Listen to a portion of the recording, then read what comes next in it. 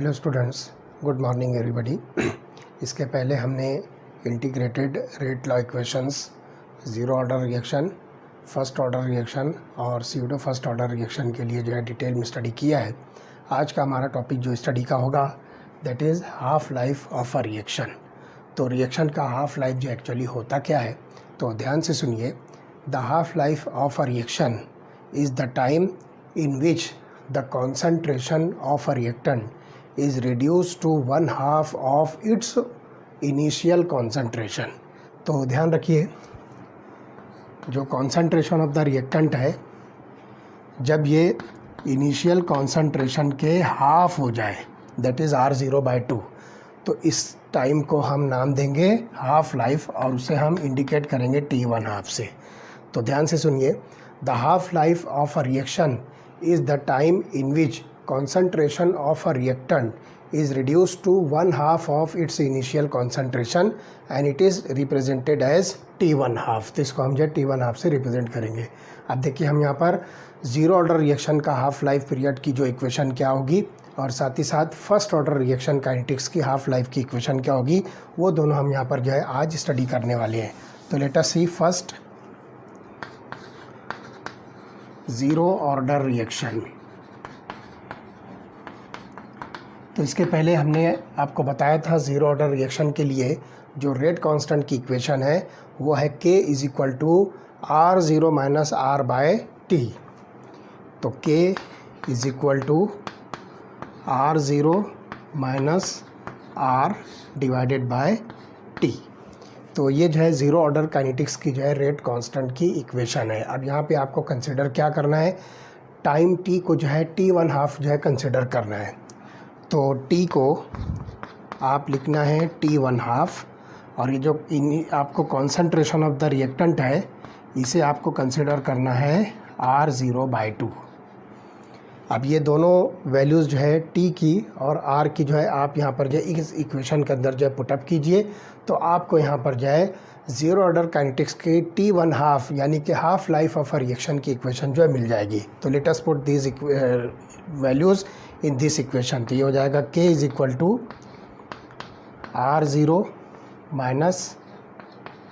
- R0/2 into T1/2। तो ये value आपको जो है यहाँ पर मिलती है, या फिर आप सिंपली इसको जो है इस तरह से लिख सकते हो R0 - 1/2 R0। तो आप इसको भी इस तरह से लिख सकते हो R0 - 1/2 R0। तो ये जो है R0/2 हम जो कंसिडर कर रहे हैं एक्चुअली वो 1/2 of the initial concentration R0। तो हम यहाँ पर लिख रहे हैं हाफ R0। अब देखिए, ये 1 R0 है, 1 हमने लिखा नहीं लेकिन ये अंडरस्टूड है कि ये 1 R0 है, उसमें से हाफ R0 जो आप निकाल दीजिए तो हाफ R0 बचेगा। तो आपको जो है रेट कांस्टेंट की इक्वेशन मिलेगी K = 1 R0 - 1/2 R0। तो ये बच जाएगा 1/2 R0 और ये हो जाएगा T1/2। अब आपको जो है हाफ लाइफ पीरियड की इक्वेशन जो है मालूम करना है, तो T1/2 जो है आप इस तरफ लाइए। तो T1/2 = concentration of R0 / 2K। तो इस तरह से ये जो है आपको इक्वेशन मिलती है half life for the reaction which follows zero order reaction. तो इस तरह से यहाँ पर आपको इक्वेशन मिलती है T1/2 = concentration of R at 0 that is the initial concentration divided by 2K। तो इस तरह से यहाँ पर जो it is clear that T1/2 for a zero order reaction is directly proportional to the initial concentration of the reactant. तो यहाँ पर आप जो है थोड़ी देर के लिए इसको हटा दीजिए। तो T1/2 जिसको हम हाफ लाइफ पीरियड कह रहे हैं, T1/2 जो ये इनिशियल कॉन्सेंट्रेशन के डायरेक्ट प्रोपोर्शन में आती है। तो ये बात जो है ध्यान रखिए। और इसी तरह से अगर हम इसको हटा दें थोड़ी देर के लिए तो ये जो है 1/K हो जाएगा। तो इसको हम लिखेंगे T1/2 = 1/K। That means it is inversely proportional to the rate constant. तो ये इक्वेशन जो है मैं यहाँ पर लिख देता हूँ। ज़ीरो ऑर्डर रिएक्शन, इसके लिए T1/2 की जो इक्वेशन है that is initial concentration divided by 2K। ये जो है ज़ीरो ऑर्डर काइनेटिक्स की हाफ लाइफ की जो इक्वेशन है। तो इस तरह से हमको बात समझ में आती है कि half life for zero order reaction is directly proportional to the initial concentration of the reactant and it is inversely proportional to the rate constant.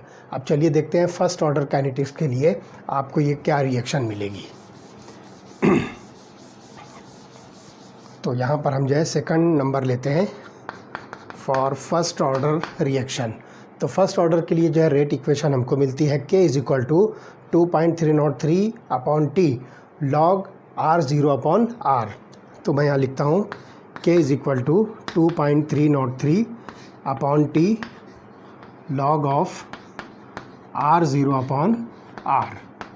अब यहाँ पर भी आप क्या कीजिए, T is equal to T1/2 लीजिए और कॉन्सेंट्रेशन ऑफ द रिएक्टेंट को आप जो है 1/2 ऑफ द इनिशियल कॉन्सेंट्रेशन। अब देखिए आपके पास T और R की वैल्यू जो है दिख रही है, उसको आप जो है इस इक्वेशन के अंदर जब पुट करना है तो let us put the values of T and concentration of the reactant in this equation. So it becomes 2.303 upon T1/2 log of R0 upon 1/2 R0। तो R0 जो है कैंसिल हो जाएगा, 1/2 यहाँ पर जो है ये डिनोमिनेटर में है, तो आप इसको जब न्यूमरेटर में करोगे तो ये सिर्फ बनेगा 2। तो ये इक्वेशन बन जाएगी K is equal to 2.303 upon T1/2 log of 2। 1/2 जो है ये न्यूमरेटर में जब आएगा तो ये 2 हो जाएगा। तो इस तरह से आपको रेट कांस्टेंट की वैल्यू मिलेगी K is equal to 2.303 upon T1/2 log of 2। अब लॉग ऑफ 2 की जो वैल्यू है K is equal to 2.303 upon T1/2 into 0.3010। This is the value of log of 2। अब आपको क्या करना है, ये दोनों को जो है मल्टीप्लाई करना है। ये दोनों जब मल्टीप्लाई होंगे तो आपको जो है K की वैल्यू मिलेगी 0.693 अपॉन T1/2। तो इस तरह से यहाँ पर जो है ये दोनों को जब आप मल्टीप्लाई करते हो तो वैल्यू बनती है 0.693 अपॉन T1/2। अब आपको हाफ लाइफ की जो इक्वेशन मालूम करना है तो आप जो है T1/2 को इधर ले लो, तो you will get here T1/2 is equal to 0.693 upon K। तो इस तरह से यहाँ पर जो है आपको half life of the first order reaction मिलती है। तो मैं ये इक्वेशन यहाँ लिख लेता हूँ for first order T1/2 is equal to 0.693 upon K। तो इस तरह से जो है फर्स्ट ऑर्डर की जो है हाफ लाइफ की इक्वेशन हमको मिलती है। तो इस तरह से आप जीरो ऑर्डर काइनेटिक्स और फर्स्ट ऑर्डर काइनेटिक्स के लिए half life of the chemical reaction की इक्वेशन जो है यहाँ पर जो रेट कांस्टेंट की इक्वेशन से आसानी के साथ जो है डिराइव कर सकते हो।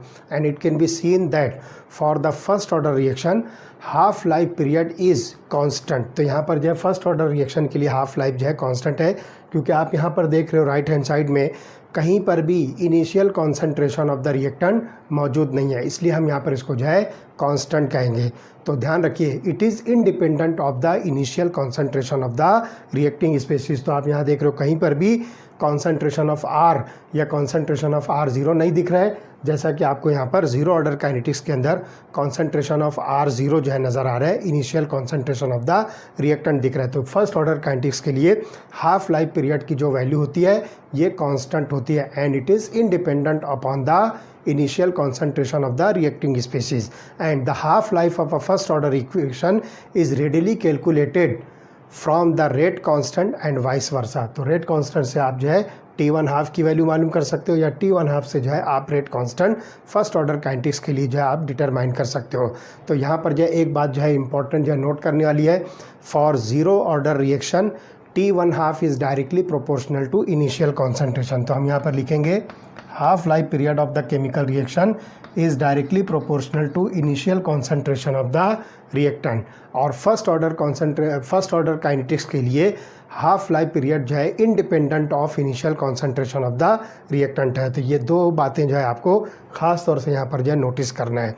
तो आप देखिए कि आपकी बुक में जो है टेबल नंबर 4.4 है, ध्यान से सुनिए, मैं यहाँ लिख रहा हूँ टेबल नंबर 4.4। इस टेबल के अंदर जो है आपको ज़ीरो ऑर्डर और फर्स्ट ऑर्डर रिएक्शंस के लिए जो है रिएक्शन टाइप जो दिया हुआ है, कौन सी रिएक्शन की टाइप है, उसकी डिफरेंशियल रेट लॉ इक्वेशन क्या बनेगी, साथ ही साथ जो है इंटीग्रेटेड रेट लॉ इक्वेशन क्या होगी, स्ट्रेट लाइन प्लॉट उसका जो है कैसा बनेगा, हाफ लाइफ जो है ये आपको जो है रिलेशन क्या मिलेगी, और यूनिट ऑफ रेट कांस्टेंट जो है आपको इसके अंदर क्या मिलेगा।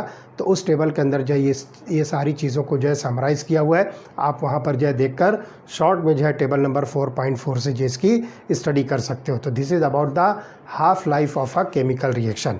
अब अगला टॉपिक जो हम स्टडी करने जा रहे हैं that is the temperature dependence of the rate of reaction, और उसके बाद effect of catalyst on the rate of reaction. तो ये दो फैक्टर्स हम देखेंगे कि ये दोनों फैक्टर जो है रेट ऑफ रिएक्शन को किस तरह से जो है मुतासिर करते हैं और किस तरह से रेट ऑफ रिएक्शन कम या ज़्यादा हो सकता है व्हाटएवर। तो सबसे पहले हम देखेंगे temperature dependence of chemical reaction.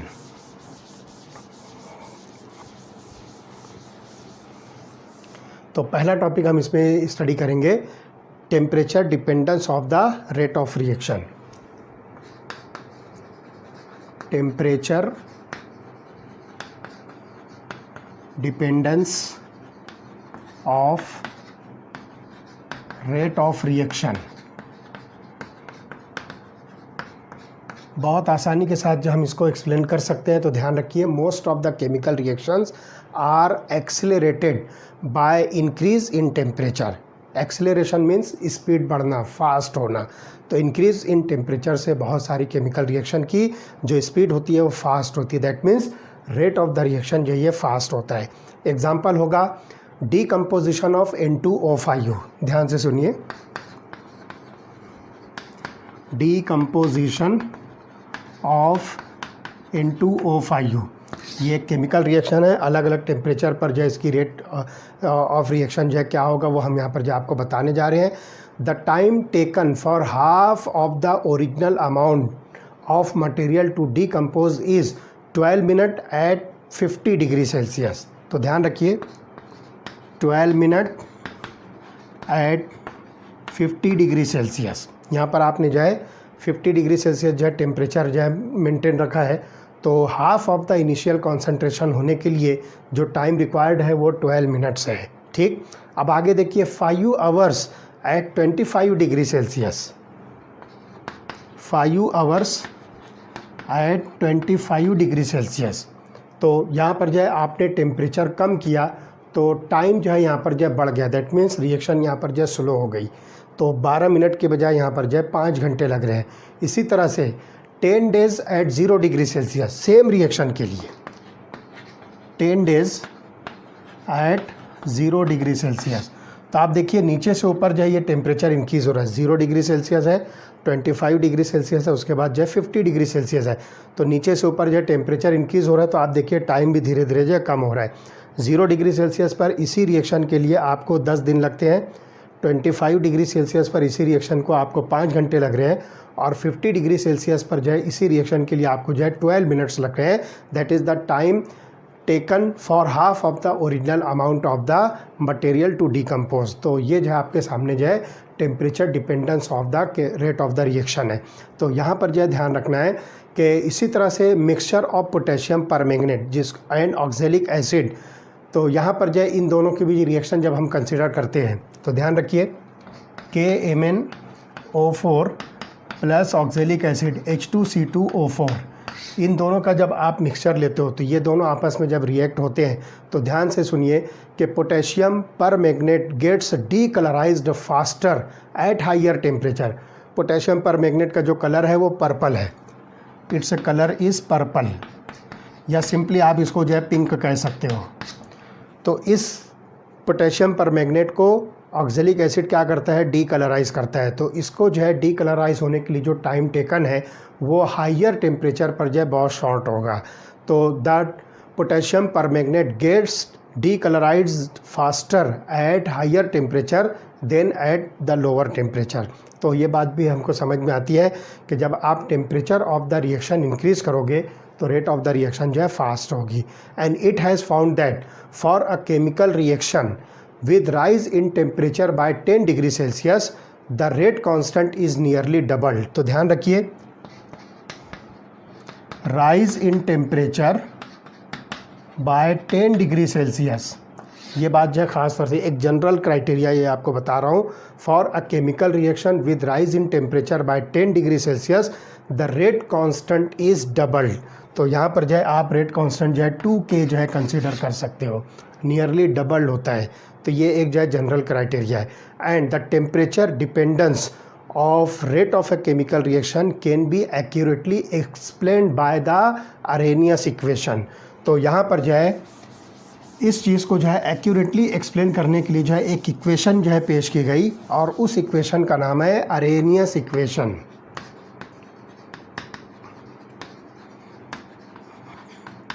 और ये अरेनियस इक्वेशन है K is equal to A into exponent raise to power minus EA upon RT। इसको हम नाम दे रहे हैं अरेनियस इक्वेशन। तो ध्यान से सुनिए, it was first proposed by the Dutch chemist J.H. Van't Hoff, but the Swedish chemist Arrhenius provided its physical justification and interpretation। तो एक्चुअली जो है इसको जो है पहले जो है एक साइंटिस्ट जो है वांटॉफ ने जो है प्रपोज किया था, लेकिन बाद में अरेनियस ने जो है इसको जो है प्रपोज किया और उसने जो है इसका फिज़िकल जस्टिफिकेशन और इंटरप्रिटेशन जो है पेश किया और इस तरह से इस इक्वेशन को उसी के नाम पर अरेनियस इक्वेशन का नाम दिया गया। And it is K is equal to A into exponent raise to power EA minus EA upon RT। तो यहाँ पर आप देखिए कौन सी टर्म क्या है। A जो यहाँ पर आपको जो दिखता है, this A is called as Arrhenius factor. इस A को जो है हम यहाँ पर अरेनियस फैक्टर कह रहे हैं। It is called Arrhenius factor,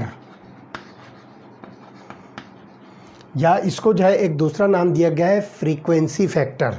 it is also called as frequency factor. और इसका एक नाम है, आप देखिए ये एक्सपोनेंट टर्म है, उसके पहले जो है ये टर्म प्रेजेंट है, इसलिए हम इसको नाम देंगे प्री एक्सपोनेंशियल फैक्टर।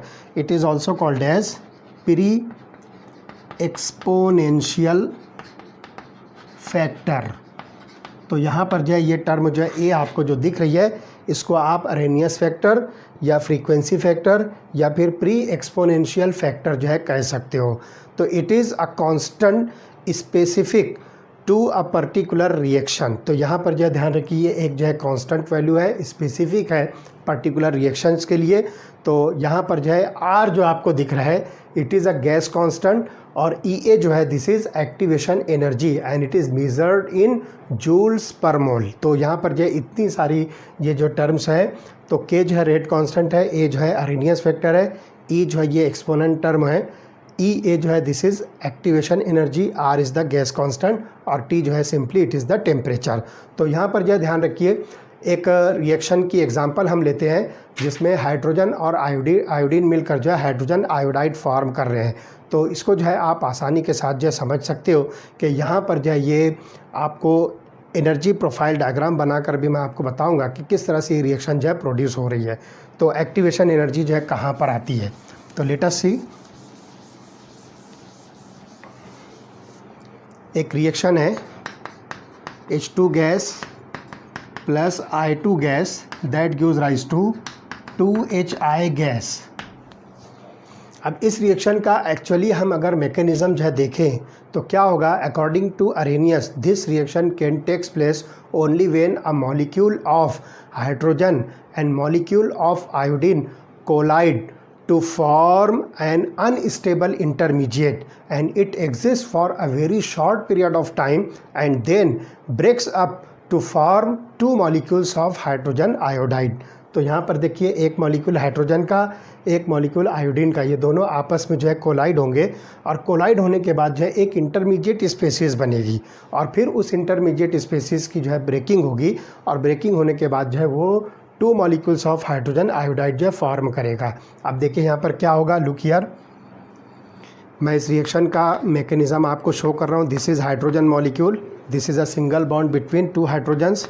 इसी तरह से iodine molecule, this is a single covalent bond between 2 आयोडीन्स। ये दोनों आपस में जब एक दूसरे के साथ कोलाइड होंगे तो दोनों हाइड्रोजन के बीच का जो है बॉन्ड ब्रेक होगा, आयोडीन के बीच का जो है बॉन्ड ब्रेक होगा, and a new bond is form between this hydrogen and this iodine and this hydrogen and this iodine, और इस तरह से एक इंटरमीडिएट फॉर्म होगा। तो उसको हम देखिए इस तरह से शो करेंगे। दोनों हाइड्रोजन के बॉन्ड के ब्रेकिंग को आप जो है डॉटेड लाइन से शो कीजिए। इसी तरह से दोनों आयोडीन के बॉन्ड के फॉर्मेशन को भी हम डॉटेड लाइन से दोनों आयोडीन के बॉन्ड को ब्रेक करने को भी आप जो है यहाँ पर डॉटेड लाइन से शो करोगे। And a new bond is form between hydrogen and iodine, तो इसको भी हम जो है डॉटेड लाइन से जो है शो करेंगे। तो ये जो स्पेसीज आपको दिखती है, दिस इज़ एन इंटरमीडिएट। इस स्पेसीज को जो है आप इंटरमीडिएट कहिए, ठीक है। अब आगे चलने के बाद क्या होगा, ये दोनों बॉन्ड जो है ब्रेक होंगे और ये दोनों बॉन्ड जो है फॉर्म होंगे। तो you will get one molecule of HI plus second molecule of HI। तो इस तरह से हमने यहाँ पर शो किया है 2 HI मॉलिक्यूल्स। तो यहाँ पर जो ध्यान रखिए, the energy required to form this intermediate is called as activated complex. इसको जो है आप एक्टिवेटेड कॉम्प्लेक्स भी कहोगे। तो इस एक्टिवेटेड कॉम्प्लेक्स के फॉर्म होने के लिए जो एनर्जी रिक्वायर्ड होगी, that energy is called as activation energy. Activation energy, जिसको हम EA से जो है रिप्रेजेंट कर रहे हैं। तो ध्यान से सुनिए, ये जो इंटरमीडिएट है इसका एक नाम है activated complex. So the energy required to form this activated complex, this is called as activation energy. तो यहाँ पर जो ध्यान रखिए कि हम इस एनर्जी को कहाँ से कैलकुलेट करेंगे। तो उसके लिए आपको एक ग्राफ बनाना है जिसमें potential energy versus reaction coordinates आपको जो है लेना है। तो देखिए एक ग्राफ बनेगी और उस ग्राफ से जो है आप एक्टिवेशन एनर्जी जो है कैलकुलेट करोगे। तो कहाँ से होगी कैलकुलेट वो देखिए। तो look here, this is the potential energy. मैं इसको शॉर्ट में PE लिख रहा हूँ। ये y एक्सिस पर हमने जो है पोटेंशियल एनर्जी लिया है और x एक्सिस पर हमने लिया reaction coordinates. This is x axis. तो यहाँ पर जो है हम A कंसिडर कर रहे हैं, दीज आर द रिएक्टेंट्स। तो यहाँ पर जो है आप हाइड्रोजन और आयोडीन जो है कंसिडर कीजिए, H2 प्लस I2। तो जैसे ही ये दोनों आपस में कोलाइड होंगे एनर्जी इंक्रीज होगी और आपको जो है एक पॉइंट C मिलेगा। This C is nothing but the activated complex. जिसको हमने कहा था intermediate. This activated complex is nothing but intermediate.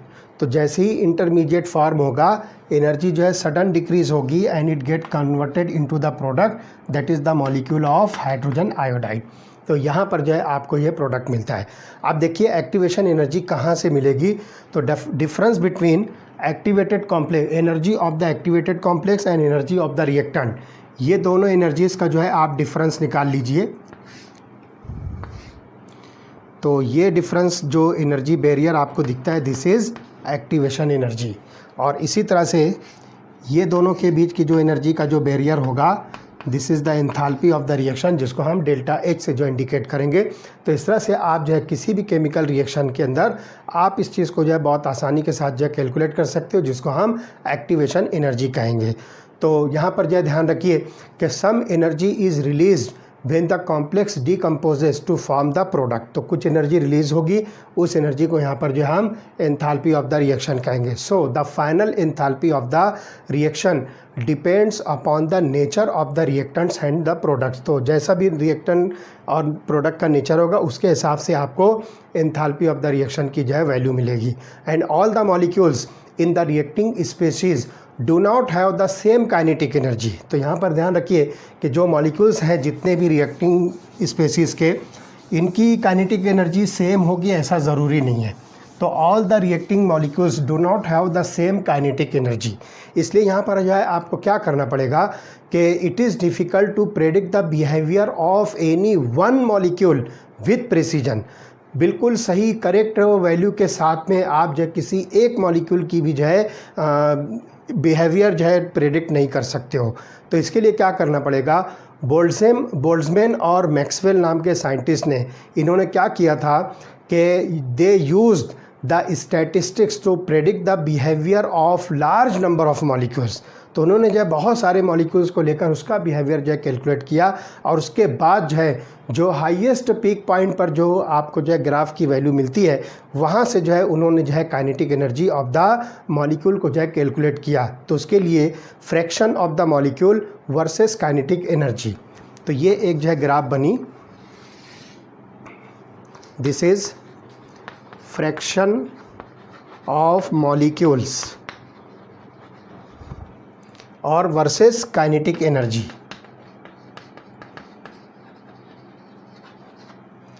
तो बहुत सारे मॉलिक्यूल्स, तो आप इसको जो है मैक्सवेल बोल्ट्जमैन, दो साइंटिस्ट ने जो है इस पर वर्क किया था, और उन्होंने बहुत सारे मॉलिक्यूल्स की जो है काइनेटिक एनर्जी को यहाँ पर जो है प्लॉट किया, फ्रैक्शन ऑफ द मॉलिक्यूल जो है यहाँ पर जो है कंसिडर किया, और according to them the distribution of the kinetic energy may be described by the plotting fraction of the molecule Ne by Nt with a given kinetic energy E versus kinetic energy of the molecules। तो यहाँ पर जो ध्यान रखिए, Ne is the number of molecules with energy E and Nt is the total number of molecules। तो Ne upon Nt versus kinetic energy, तो इस तरह से यहाँ पर जो है ये प्लॉट जो है बनाया गया।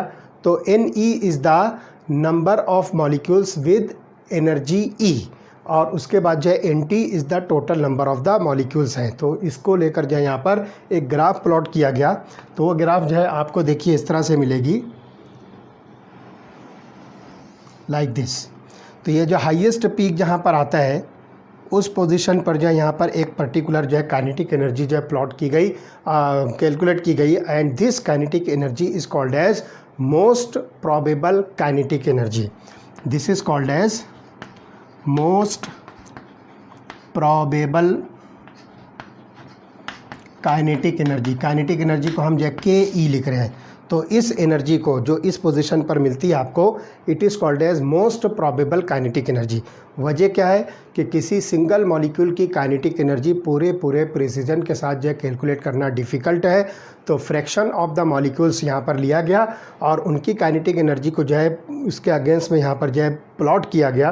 तो हाईएस्ट मैक्सिमा पर जो वैल्यू मिलती है उस वैल्यू को जो है मोस्ट प्रोबेबल काइनेटिक एनर्जी का जो है नाम दिया गया। तो the peak of the curve corresponds to the most probable kinetic energy, that is the kinetic energy of maximum fraction of the molecules। तो सिंगल मॉलिक्यूल्स की काइनेटिक एनर्जी कैलकुलेट करना डिफ़िकल्ट है, इसलिए फ्रैक्शन ऑफ द मॉलिक्यूल्स ले लिया गया। तो इसमें यहाँ पर जो ये मोस्ट प्रोबेबल काइनेटिक एनर्जी जो मिलती है, this is nothing but the kinetic energy of maximum fraction of the molecules. तो ये चीज़ हमको यहाँ पर जो मिल जाती है, इसको कहा जाता है Maxwell Boltzmann distribution curve. It is called as Maxwell Boltzmann distribution curve. तो यहाँ पर आपको मोस्ट प्रोबेबल काइनेटिक एनर्जी मिलती है, ठीक है। उसके बाद जो देखिए एक डायग्राम और यहाँ पर बनाया गया जिसके अंदर जो है आपको there are decreasing number of molecules with energies higher और लोअर देन दिस वैल्यू। तो यहाँ पर जो है बहुत सारे ऐसे भी मॉलिक्यूल्स मिलेंगे जिसकी जो है काइनेटिक एनर्जी इससे कम या ज़्यादा भी हो सकती है, लेकिन इस ग्राफ का जो मैक्सिमा मिलता है उसके हिसाब से हम जो है most of the molecules having the kinetic energy, so this is most probable kinetic energy. तो ये चीज़ हमको यहाँ पर जो है मिलती है। अब एक बात जो है यहाँ पर ध्यान रखिए कि एक कर्व यहाँ पर हम जो है दो डिफरेंट टेम्परेचर्स पर बनाएंगे। सेम इक्वेशन सेम वैल्यू हम यहाँ पर लेंगे, यहाँ पर जो है फ्रैक्शन ऑफ द मॉलिक्यूल्स होगा और यहाँ पर जो है काइनेटिक एनर्जी होगी। तो हम यहाँ पर जो है दो डिफरेंट टेम्परेचर पर, एक होगा टेम्परेचर T, उस पर जो है हम देखेंगे कि कितने नंबर ऑफ मॉलिक्यूल्स अवेलेबल होते हैं जो प्रोडक्ट के अंदर जो है कन्वर्ट होने जा रहे हैं। और उसके बाद जो है हम टेम्परेचर को जो है 10 डिग्री सेल्सियस से इंक्रीज़ करके ये देखेंगे कि अब कितने नंबर ऑफ मॉलिक्यूल्स जो है वहाँ पर जो है प्रोडक्ट बनाने के लिए जो है अवेलेबल हो रहे हैं। तो वो चीज़ हमारे सामने जो आ जाएगी, हम उसको जो है कंपेयर करके देख सकते हैं। तो सेम कर्व हम देखेंगे दो डिफरेंट टेम्परेचर पर। तो now look here, this is again fraction of molecules and this is the kinetic energy. तो हम यहाँ पर देखेंगे कि टेम्परेचर T पर जो हम देखते हैं, पहले हमको क्या कर्व मिलता है।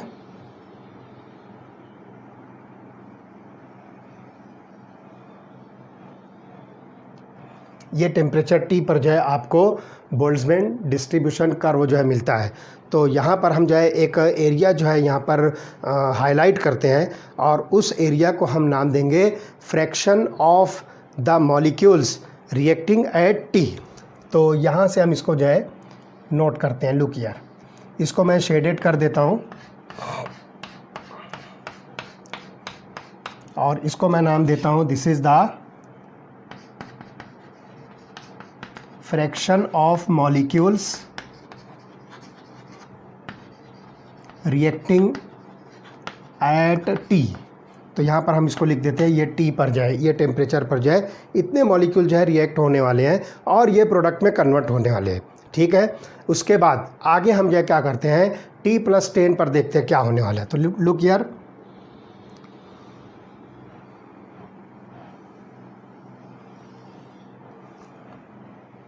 यही चीज़ हमको जो है मिलता है फिर से।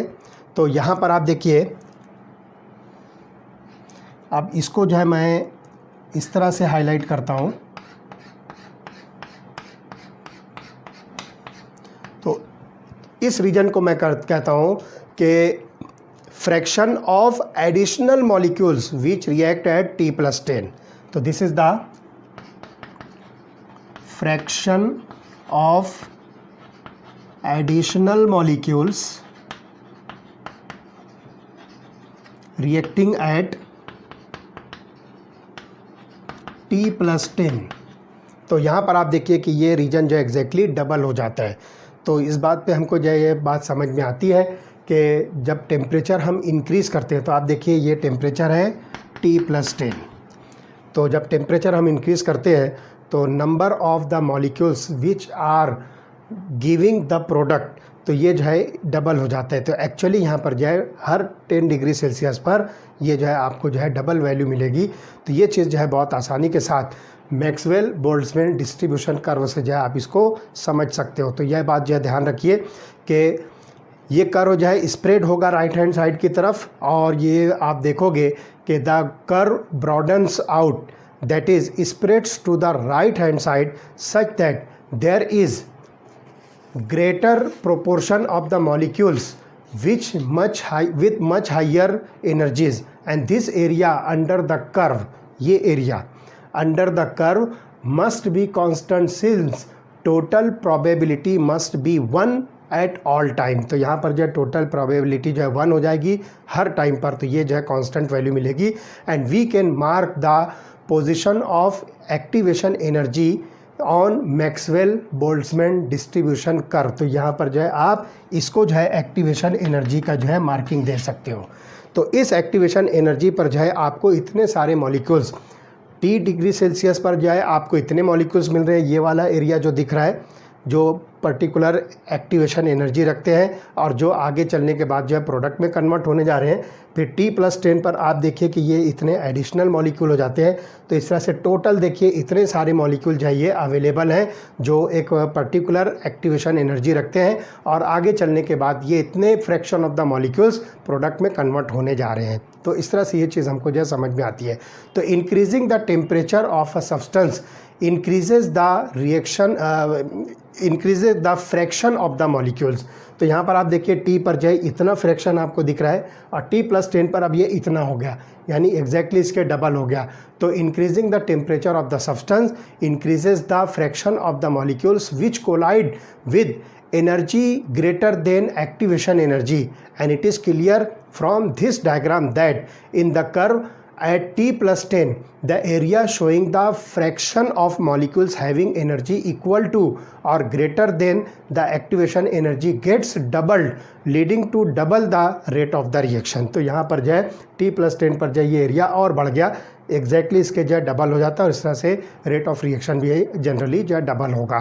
तो अब देखिए in the Arrhenius equation the factor E⁻ upon RT, जो अरेनियस इक्वेशन हमने अभी जो डिस्कस किया K =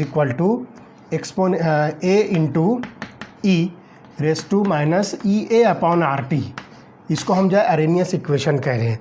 तो इस अरेनियस इक्वेशन के अंदर जो है जो फैक्टर आपको E⁻ minus EA upon RT. It corresponds to the fraction of the molecules that have kinetic energy greater than activation energy. तो यहाँ पर जो है इस इक्वेशन में दोनों साइड पर जो है आप नेचुरल लॉगरिथम लीजिए, तो आपको जो है कौन सी इक्वेशन मिलेगी, लेट अस सी। नेचुरल लॉगरिथम लेने के बाद जो है आपको इक्वेशन कौन सी मिलती है वो देखिए। तो अरेनियस इक्वेशन आपके पास में ये है, जिसको हम k is equal to a into E raise to power minus E upon R T, तो ये बन जाएगा ln k is equal to, आप देखिए minus E upon R T, exponent factor जो है ख़त्म होगा तो बनेगा minus E A upon R T plus ln a। दोनों तरफ नेचुरल लॉगरिथम लेने के बाद जो अरेनियस इक्वेशन है वो अरेनियस इक्वेशन ये बनती है। अब यहाँ पर हम जो है इसका एक प्लॉट जो है बनाएंगे। The plot of ln k versus 1/t gives a straight line according to equation. इस इक्वेशन के हिसाब से जो है आप देखिए कि हम यहाँ पर ln k वर्सेस 1/t लेते हैं x एक्सिस पर and this is at y axis. तो आपको यहाँ पर जो है एक स्ट्रेट लाइन जो है मिलेगी निगेटिव स्लोप के साथ, और यहाँ पर जो स्लोप मिलेगा that is minus E A upon R. तो slope is equal to minus E A upon R, ये वैल्यू आपको जो है मिलेगी। ये निगेटिव स्लोप इसलिए है कि यहाँ पर आपको जो है ये निगेटिव वैल्यू मिलती है यहाँ पर minus E A upon R.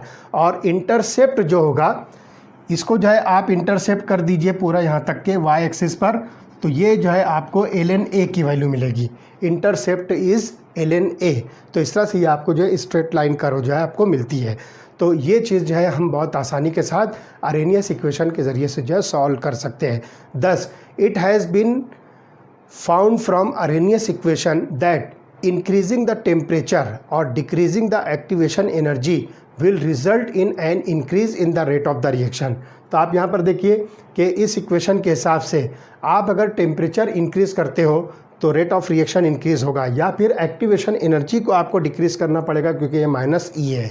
तो एक्टिवेशन एनर्जी डिक्रीज़ होने पर रेट ऑफ रिएक्शन जब फास्ट होता है, या फिर दूसरे लफ्ज़ों में हम कहेंगे कि टेम्परेचर इंक्रीज़ करने पर रेट ऑफ रिएक्शन भी जो है इंक्रीज़ होता है। तो ये चीज़ जो है हम अरेनियस इक्वेशन से बहुत आसानी के साथ जो है इसको प्रेडिक्ट कर सकते हैं, उसको जो है मालूम कर सकते हैं। तो we will found the result that an increase in the rate of the reaction and an exponential increases the rate constant। तो ये जो एक्सपोनेंशियल जो टर्म है ये रेट कांस्टेंट की वैल्यू को जो है इंक्रीज़ करता है। तो यहाँ पर जो है देखिए कि स्लोप जो देता है आपको minus E A upon R की वैल्यू है, इंटरसेप्ट जो है ये ln a की वैल्यू जो है प्रोड्यूस करेगा। तो हम इस पर से जो है एनर्जी ऑफ एक्टिवेशन इस रिएक्शन के लिए या किसी भी रिएक्शन के लिए एक पर्टिकुलर टेम्परेचर पर जो है हम इसको कैलकुलेट कर सकते हैं। अब देखिए टेम्परेचर डिपेंडेंस की बात अगर हम करते हैं तो इस अरेनियस इक्वेशन को आप लीजिए और दो डिफरेंट टेम्परेचर्स पर जो है इसको जो है आप डेराइव कीजिए। तो इसको मैं यहाँ पर लिखता हूँ ln k is equal to minus E A upon R T plus ln a, ये अरेनियस इक्वेशन है। अब मैं दो डिफरेंट टेम्परेचर्स पर जो इसको कंसिडर करता हूँ।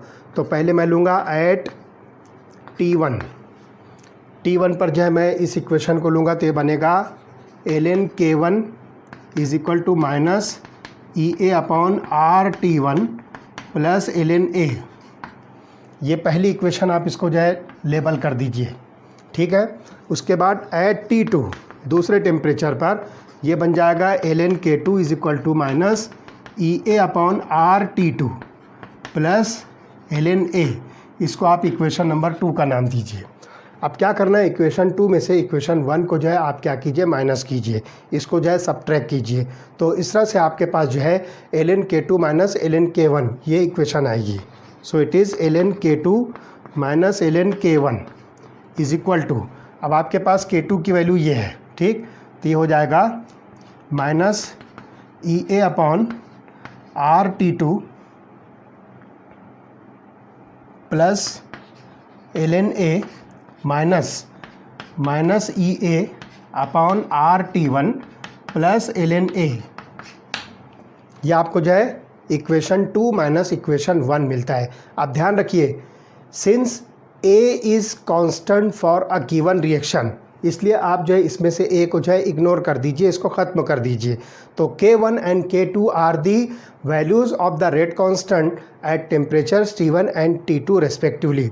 तो यहाँ पर जो है हम अब क्या करेंगे कि ए को जो हम यहाँ से जो निकाल देते हैं कांस्टेंट वैल्यू, तो मैं यहीं पर इसको ख़त्म कर देता हूँ। लुक हियर, तो ये आपको इक्वेशन इस तरह से मिल जाएगी, minus E A upon R T1, ये इक्वेशन आपको मिलती है। अब देखिए माइनस माइनस प्लस हो जाएगा, ठीक है। तो हम इसको जो है लिखते हैं ln K2 minus ln K1 is equal to E A upon R T2 minus E A upon R T1, sorry E A upon R T1 minus E A upon R T2, ये equation आपके पास में आती है।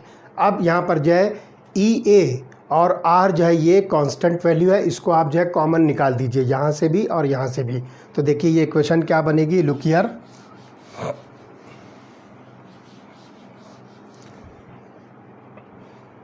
ये हो जाएगा ln K2 upon K1, इसको आप जिस तरह से लिख दीजिए ln K2 upon K1 is equal to, ये ई ए अपॉन आर जो है कॉमन हो गया, into bracket 1 upon T1 minus 1 upon T2। इसको सॉल्व कीजिए तो बन जाएगा ln K2 upon K1 is equal to E A upon R into bracket T2 minus T1 divided by T1 into T2। तो इस तरह से ये इक्वेशन आएगी। अब नेचुरल लॉगरिथम आप जो है ख़त्म कीजिए, इसको जो है आप लॉग में कन्वर्ट कीजिए, तो ln नेचुरल लॉगरिथम की जो वैल्यू है 2.303 वो यहाँ पर आएगी। तो देखिए ये इक्वेशन बन जाएगी ln के log K2 upon K1 is equal to E A upon 2.303 into R into bracket T2 minus T1 divided by T1 T2। तो this is the mathematical expression showing the temperature dependence of the rate of the reaction. तो इस तरह से यहाँ से जो है आप बहुत आसानी के साथ इसको जो है कैलकुलेट कर सकते हो। तो यहाँ पर आपके पास जो है अरेनियस इक्वेशन है K is equal to minus E A upon R T plus ln A। तो A की वैल्यू जो है कांस्टेंट है, उसको आप इग्नोर कर दीजिए, सिर्फ आपको मिलता है K is equal to minus E A upon R T. पहले टेम्परेचर T1 पर आप इसको लिखिए K1, इसको हम जो है K1 लिखेंगे, K1 is equal to minus E A upon R T1। इसी तरह से ये ln K। तो पहली टेम्परेचर T1 पर जो इक्वेशन बनेगी ln K1 is equal to minus E upon R T1, और दूसरे टेम्परेचर T2 पर इक्वेशन बनेगी ln K2 is equal to minus E upon R T2।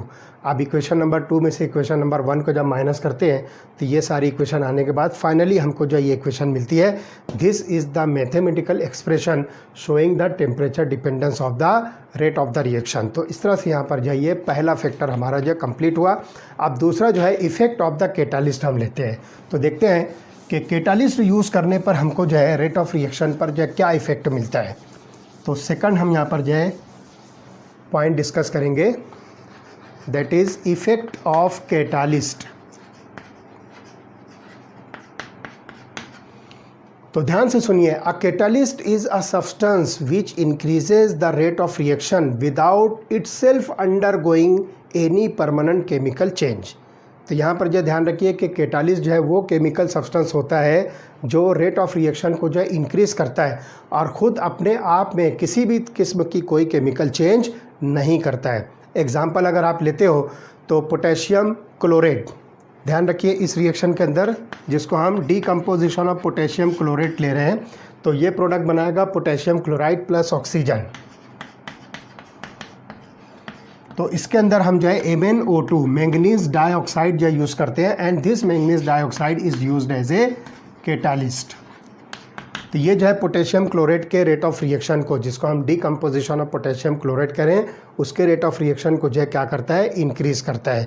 ये खुद जो है रिएक्शन में पार्ट नहीं लेता है, या बाय द वे अगर पार्ट लेता भी है तो it does not be converted into any new substance, इसके ऊपर कोई भी केमिकल चेंज नहीं होगा। तो the word catalyst should not be used when the added substance reduces the rate of the reaction. अगर ये सब्सटेंस जो है रेट ऑफ रिएक्शन को रिड्यूस करता है तो फिर यहाँ पर हम वर्ड कैटालिस्ट यूज़ नहीं करेंगे, बल्कि उसके लिए हम जो है इनहिबिटर वर्ड यूज़ करेंगे। इनहिबिटर। अगर कोई सब्सटेंस जो है रेट ऑफ रिएक्शन को जो है रिड्यूस करता है, डिक्रीज करता है, तो वो सब्सटेंस जो है कैटालिस्ट नहीं होगा बल्कि वो इनहिबिटर होगा। तो ध्यान रखिए, कैटालिस्ट जो है ये रेट ऑफ रिएक्शन को इंक्रीज करता है। तो the action of the catalyst can be explained by the intermediate complex theory.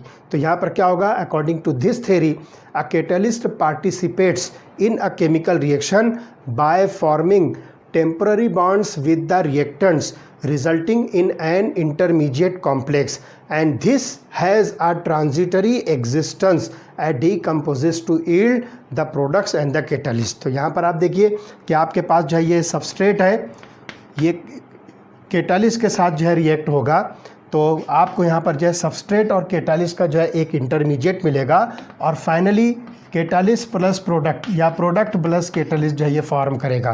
तो S stand for substrate, C stand for catalyst. तो ये सबस्ट्रेट जो है कैटालिस्ट के साथ रिएक्ट होकर एक इंटरमीडिएट प्रोडक्ट बनाएगा, और उसके बाद जो है फाइनली जो है ये प्रोडक्ट में कन्वर्ट होगा, और कैटालिस्ट जो है रिज्यूम होगा दोबारा से विदाउट एनी चेंज जो है आपको ऑब्टेन होगा। तो इस तरह से यहाँ पर जो है इसको हम नाम देंगे सबस्ट्रेट प्लस कैटालिस्ट जो है यहाँ पर जो है इंटरेक्शन हो रहा है, तो ये इंटरमीडिएट जो है फॉर्म करता है। तो इसमें एक बात जो है ध्यान रखना है कि it has believed that the catalyst provides an alternate pathway or the reaction mechanism by reducing the activation energy between the reactants and the products and hence lowering the potential energy barrier। तो यहाँ पर हम जो है एक simple chemical reaction का जो है मैं आपको एनर्जी प्रोफाइल डायग्राम जो है बताता हूँ, तो उस पर से जो है बहुत आसानी के साथ जो है आप इसको समझ सकते हो कि कैटालिस्ट के अंदर जो है एक्चुअल जो है इसका रोल क्या होता है। तो यहाँ पर हम जो है लेंगे पोटेंशियल एनर्जी, जिसको मैं PE लिख रहा हूँ, और इसको जो हम लिखेंगे रिएक्शन कोऑर्डिनेट्स, रिएक्शन कोऑर्डिनेट्स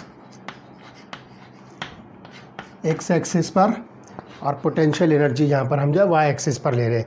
अब रिएक्टेंट्स और प्रोडक्ट्स का जो है कन्वर्जन हम एक जो है ग्राफिकल फॉर्म में जो आपको शो करते हैं। तो आप यहाँ पर देखिए, these are the reactants and this is the product.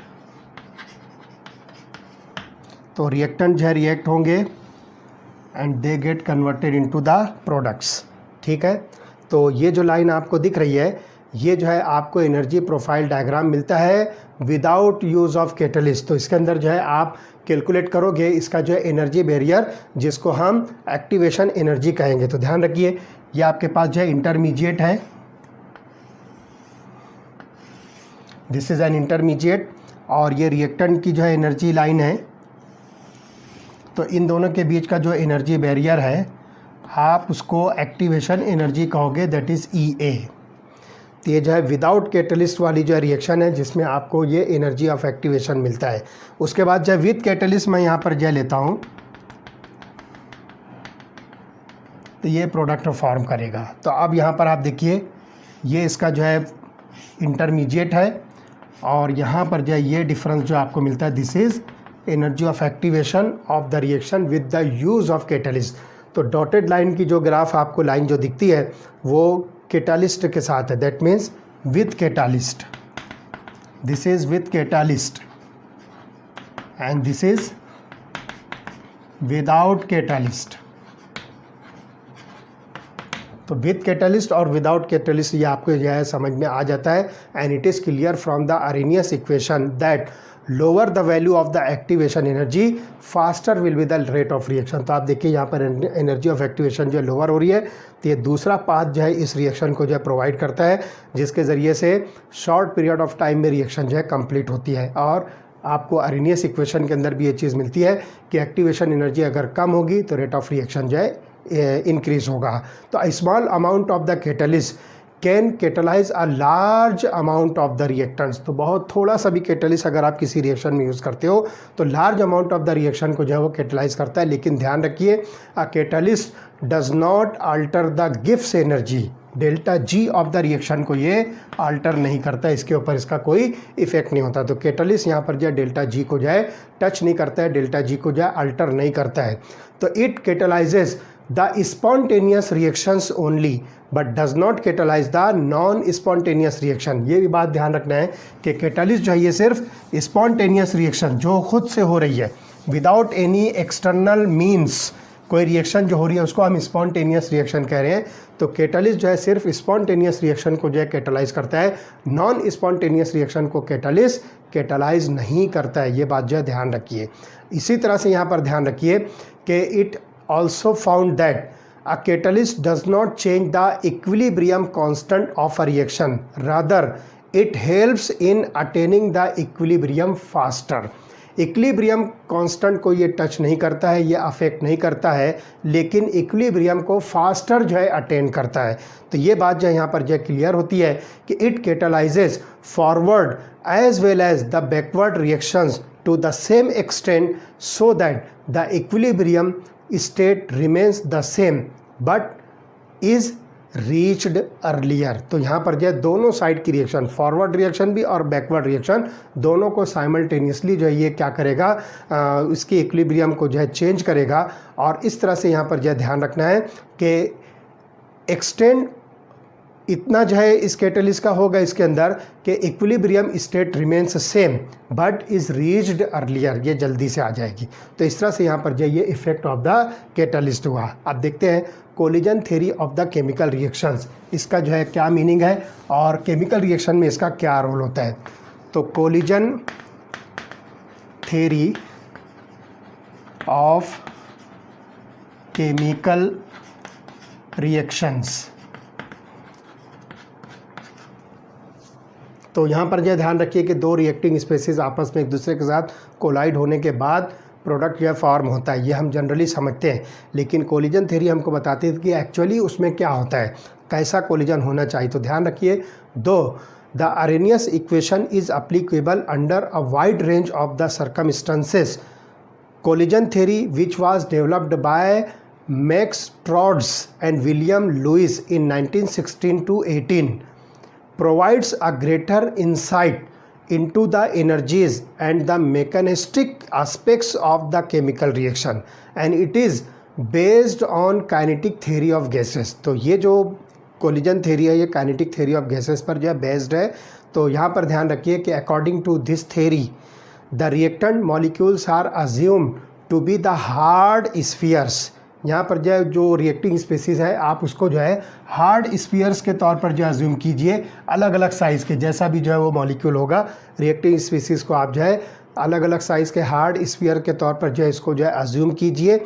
और यहाँ पर जो है it is postulated to occur when molecules collide with each other. तो यहाँ पर जो है मॉलिक्यूल आपस में एक दूसरे के साथ जो है कोलाइड होते हैं। तो इसमें क्या होगा, the number of collisions per second per unit volume of the reaction mixture is known as collision frequency.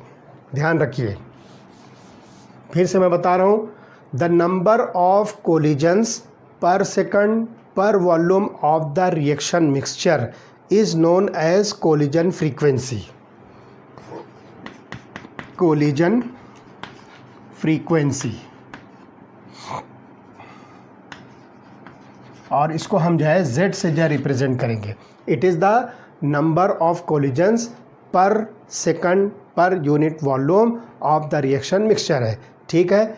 उसके बाद another factor which affects the rate of chemical reaction is activation energy as we have already studied, जो हमने study किया है। तो ये दूसरा factor है जो रेट ऑफ रिएक्शन को अफेक्ट करता है, ये एक्टिवेशन एनर्जी है। और इस तरह से एक रिएक्शन हम कंसिडर करेंगे जो कि बायोमोलिकुलर एलिमेंट्री रिएक्शन है, that is A + B gives rise to product. तो यहाँ पर हम जो है एक रिएक्शन ले रहे हैं, A + B gives rise to products. ये हमारे पास जो है एक बायोमोलिकुलर रिएक्शन है, दो यहाँ पर जो स्पेसीज है। तो यहाँ पर जो rate of the reaction can be expressed as, तो यहाँ पर जो हम लिखेंगे rate of reaction, rate is equal to, ये हो जाएगा ZAB। तो यहाँ पर जो ये collision frequency reacting species AB की multiplied by exponent E raise to power -E/RT। तो यहाँ पर हम इसको लिखेंगे Z A B into E raise to minus E A upon R T. तो ये इक्वेशन हमको मिलती है रेट ऑफ रिएक्शन इस बायोमोलिकुलर रिएक्शन के लिए। तो Z A B represents the collision frequency of the reactants A and B respectively.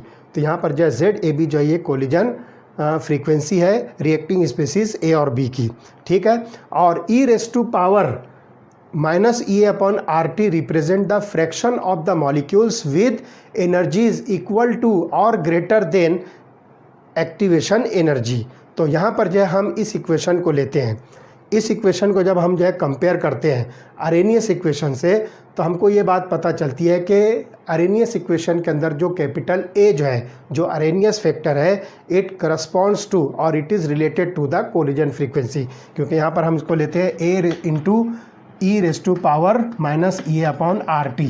तो ये जो अरेनियस इक्वेशन के अंदर जो है ए है, it is related to the collision frequency Z. तो ये दोनों जो है एक दूसरे से जो रिलेटेड होते हैं अगर दोनों को कंपेयर करते हैं। अरेनियस इक्वेशन और ये वाली इक्वेशन को हम जो है कंपेयर करते हैं तो A is related to Z A B, ठीक है। तो it is related to the collision frequency. तो यहाँ पर जो है इस इक्वेशन को अगर हम देखें, rate is equal to Z A B into exponent raise to power minus E upon R T. तो ये जो है क्या करता है, it predicts the value of the constants fairly accurately for the reactions that involve the atomic species or simple molecules, but for complex molecules sufficient deviations are observe. तो यहाँ पर जो है सिंपल मॉलिक्यूल्स के लिए ये रिएक्शन तो जो है चलेगी, लेकिन जो कॉम्प्लेक्स मॉलिक्यूल्स रिएक्शंस होती है उसके लिए जो है कुछ डेविएशन जो है ऑब्जर्व होते हैं। वो डेविएशंस वगैरह हमको नहीं स्टडी करना है, बस सिर्फ एक क्राइटेरिया बताया जा रहा है कि सिंपल रिएक्शंस के लिए तो ये आसानी के साथ जो है प्रेडिक्ट होती है, लेकिन कुछ कॉम्प्लेक्स रिएक्शंस अगर हम लेते हैं तो उसके अंदर जो है कुछ डेविएशन जो है ऑब्जर्व होते हैं। And the reaction could be that all collisions do not lead to the formation of the product. ये बात जो है ख़ास तौर से ध्यान रखना है कि कोलिजन होने पर दो रिएक्टिंग स्पीसीज आपस में एक दूसरे के साथ जो है कोलाइड हो रहे हैं, तो कोलिजन होने पर सारे के सारे कोलिजन्स के नतीजे में प्रोडक्ट बन जाए ऐसा ज़रूरी नहीं है। All collisions does not give the product. ये बात जो है ख़ास तौर से आपको जो है ध्यान रखना है। ये वजह क्या है कि the reason could be that all collision do not give the formation of the product and the collisions in which the molecule collide with sufficient kinetic energy that is called as threshold energy। ध्यान रखिए, ऐसे collision जिसमें molecules के अंदर जो है sufficient kinetic energy होगी, उस एनर्जी को हम नाम दे रहे हैं थ्रेशोल्ड फ्रीक्वेंसी या threshold energy. That kinetic energy is called as threshold energy and proper orientation. तो यहाँ पर जो ध्यान रखिए कि प्रॉपर उनके अंदर जो है सफिशिएंट काइनेटिक एनर्जी होनी चाहिए, और साथ ही साथ जो है उनकी जो जिसको हम थ्रेशोल्ड एनर्जी कह रहे हैं, और साथ ही साथ जो है उसके अंदर जो है प्रॉपर ओरिएंटेशन होना चाहिए, so as to facilitate the breaking of the bonds between reacting species and formation of a new bond to form the product is called as effective collision. अब यहाँ पर जो मैं आपको बता दूँ कि जनरली हम ये कह रहे हैं कि मॉलिक्यूल्स आपस में एक दूसरे के साथ जो है कोलाइड होना चाहिए। तो पहली कंडीशन तो ये है कि कोलिजन होनी चाहिए। कोलिजन किसका होना चाहिए? सफिशिएंट काइनेटिक एनर्जी रखने वाले मॉलिक्यूल्स का, और सफिशिएंट काइनेटिक एनर्जी के साथ साथ प्रॉपर ओरिएंटेशन होना चाहिए।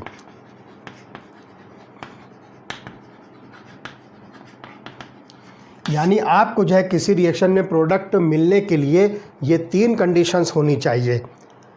बिगर कोलिजन के प्रोडक्ट नहीं बन सकता, इसलिए कोलिजन होना ज़रूरी है। अब हर कोलिजन पर सब के सब प्रोडक्ट बना देंगे ऐसा भी ज़रूरी नहीं, क्योंकि जो रिएक्टिंग स्पीसीज़ है उनके पास में सफिशिएंट काइनेटिक एनर्जी होनी चाहिए। चलो ठीक है, कोलिजन भी हो गया, सफिशिएंट काइनेटिक एनर्जी भी है, लेकिन प्रॉपर ओरिएंटेशन अगर नहीं हुआ तो प्रोडक्ट नहीं बनेगा। अब एक एग्जांपल मैं आपको बताता हूँ कि आप जब मिथिल ब्रोमाइड को जो है हाइड्रोक्साइड आयन के साथ तो यहाँ पर जो है ब्रोमोमीथेन के साथ में यहाँ पर जो है रिएक्ट करते हैं formation of methanol from bromomethane. तो मैं 2 रूट्स आपको बताता हूँ, उसके हिसाब से हम देखेंगे कि ये 3 कंडीशंस होनी चाहिए। एक तो कोलिजन, ध्यान रखिए प्रोडक्ट बनने के लिए ये 3 कंडीशंस होनी चाहिए। The reacting species must collide with each other, having the sufficient kinetic energy with proper orientation. ये 3 कंडीशन जब तक के नहीं मिलेगी आपको प्रोडक्ट नहीं मिलेगा। आप लाखों करोड़ों कोलिजन कर लीजिए, अगर उसके अंदर ये 2 चीज़ें नहीं है तो हर एक में प्रोडक्ट नहीं बनेगा।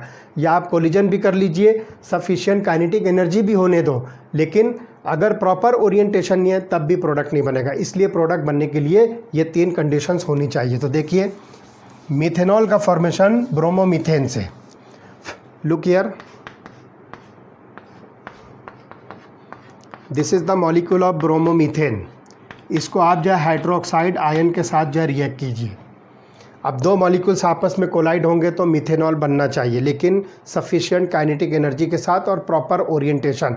अब देखिए इम्प्रॉपर ओरिएंटेशन में क्या होगा कि अगर ये हाइड्रोक्साइड आयन जो है ब्रोमीन की तरफ से अगर आके इसके साथ कोलाइड होगा तो ये ब्रोमीन जो है हाईली इलेक्ट्रोनिगेटिव है, और साथ ही साथ जो हाइड्रोक्साइड आयन इसके पास भी देखिए इलेक्ट्रॉन है, इलेक्ट्रॉन रिच स्पीसीज़ है, इसलिए दोनों का जो रिपल्शन होगा तो ये जो है इम्प्रॉपर कोलिजन होगा।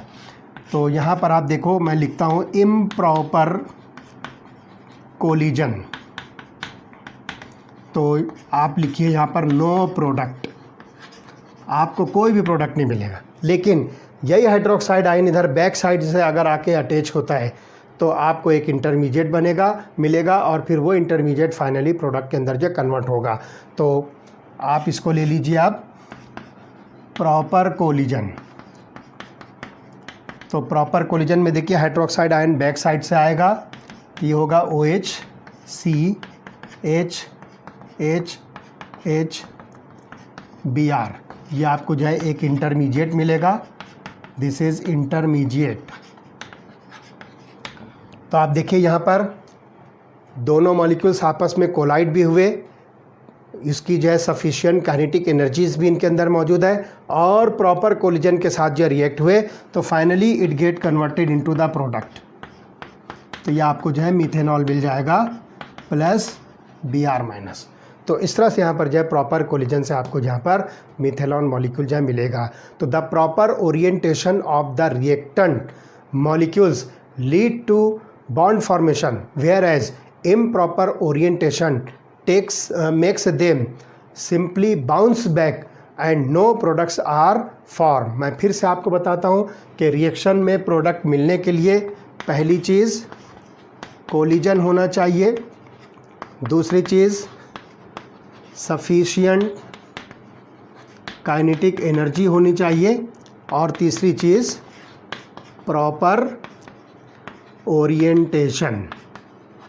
ये 3 कंडीशंस पर जो है आपको मिलेगा प्रोडक्ट। तो यहाँ पर ध्यान रखिए, फिर से मैं कह रहा हूँ कि the proper orientation of the reactant molecule lead to the bond formation, whereas improper orientation makes them simply bounce back. दोनों एक दूसरे को जो है रिपेल कर देंगे और कोई प्रोडक्ट नहीं बनेगा। ठीक, to account for effective collisions another factor P called the probability और स्टेरिक फैक्टर इज़ इंट्रोड्यूस्ड। तो यहाँ पर जो है हम एक फैक्टर जो है और यूज़ करेंगे, that is P, and it is called probability factor.